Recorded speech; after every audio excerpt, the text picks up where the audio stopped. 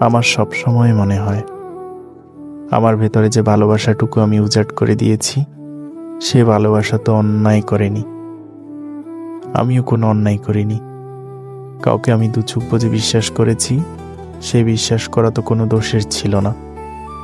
তাহলে একটা ভুল মানুষের জন্য আমি আমার সত্যিকারের বিশুদ্ধ অনুভূতিগুলোকে কেন শেষ করে দিব?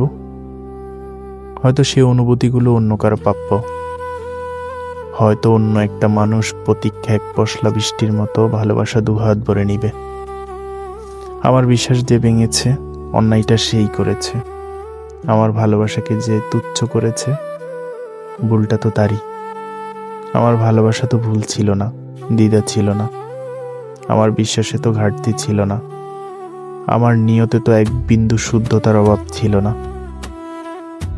আমি ভুল মানুষের কাছে অবহেলা পেয়ে আরো বেশি করে ভালোবাসতে শিখেছি।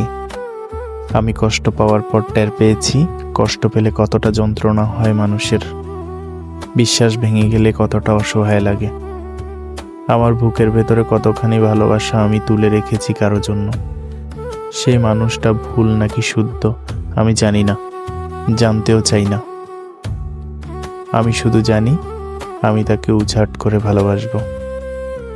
আমি যে তীব্র কষ্ট পেয়েছি, সেই কষ্টের এক বিন্দুও যেন তাকে স্পর্শ না করে। যে অবহেলায় আমি তুচ্ছ বোধ করেছি রোজ, সে অবহেলা তো দূরে থাক, তার বিপরীত শতগুণ যত্ন আমি বরাদ্দ করে রেখেছি তার জন্য। আমি চোখ বুজে তাকে বিশ্বাস করব। হেরে যাওয়ার, ঠকে যাওয়ার, বোকা বনে যাওয়ার ভীষণ রিস্ক নিয়ে আমি আবার মানুষটার ডিঙি নৌকায় চড়ে মাঝ নদীতে ভাসব।